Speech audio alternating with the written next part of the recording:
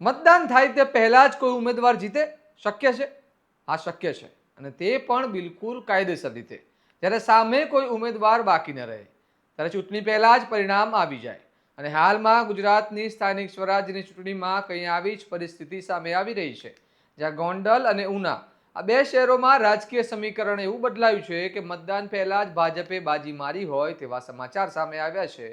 તો આખી ઘટના શું છે અને કઈ રીતે એક સાથે 12 ઉમેદવારો બિનહરીફ બની ગયા, આવો વિગતે વાત કરીએ આ અહેવાલમાં. નમસ્કાર, હું છું ચિરાગ વર્ષાબેન, આપ જોઈ રહ્યા છો સ્વમાન.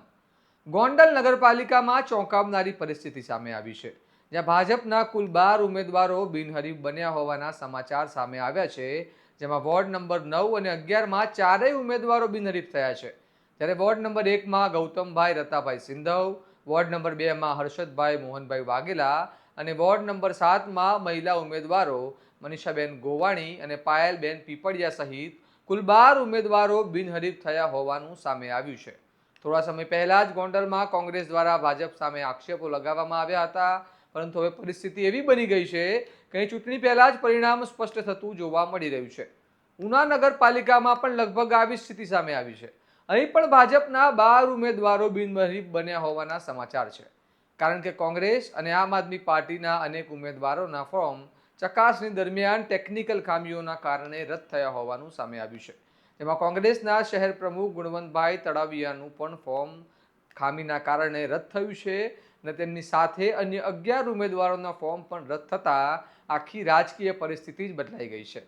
સૌથી મહત્વની વાત એ છે કે ચૂંટણી પંચ દ્વારા જાહેર કરાયેલી યાદીમાં કોંગ્રેસનો એક પણ ઉમેદવાર નથી, જે કોંગ્રેસ માટે મોટા આઘાત તરીકે જોવામાં આવી રહ્યું છે. આ સમગ્ર ઘટનાએ હવે અનેક સવાલ ઊભા કર્યા છે. શું આ માત્ર ટેકનિકલ ખામીઓનો મુદ્દો છે કે પછી સંગઠનાત્મક કમજોરીનું પરિણામ? કારણ કે સ્થાનિક સ્વરાજ્યની ચૂંટણીને ઘણીવાર વિધાનસભા ચૂંટણી માટેની સેમીફાઇનલ માનવામાં આવે છે, અને આવી સ્થિતિમાં એક શહેરમાં આખી પાર્ટીનો અભાવ દેખાવું એ સીધો રાજકીય સંકેત આપી જાય છે. હવે અહીં વધુ એક વાત રસપ્રદ છે કે જ્યાં કોંગ્રેસ સંપૂર્ણ રીતે રેસમાંથી બહાર દેખાઈ રહી છે, ત્યાં આમ આદમી પાર્ટી ઉનામાં એકમાત્ર વિપક્ષ તરીકે ઊભી રહી છે. એટલે કે હવે આવનારા સમયમાં ભાજપ સામે સીધી ટક્કર કોણ આપે તે પણ ધ્યાનમાં રાખવાનો મુદ્દો બની રહ્યો છે. અને તે સવાલ એ છે, શું આ લોકશાહીમાં સ્વાભાવિક પ્રક્રિયા છે કે પછી ક્યાંક ને ક્યાંક રાજકીય ગોઠવણો પણ કામ કરી રહી છે? અને સૌથી મહત્વનું, શું આવી બિનહરીફ જીતો મતદારોના પ્રતિનિધિત્વને અસર કરે છે? આ મામલે તમારું માનવું શું છે? અમને કમેન્ટ બોક્સમાં લખો. અને આવા જ વિશ્લેષણાત્મક અહેવાલ માટે તમારા સ્વમાનને લાઇક, શેર અને સબસ્ક્રાઇબ કરવાનું ભૂલતા નહીં. નમસ્કાર.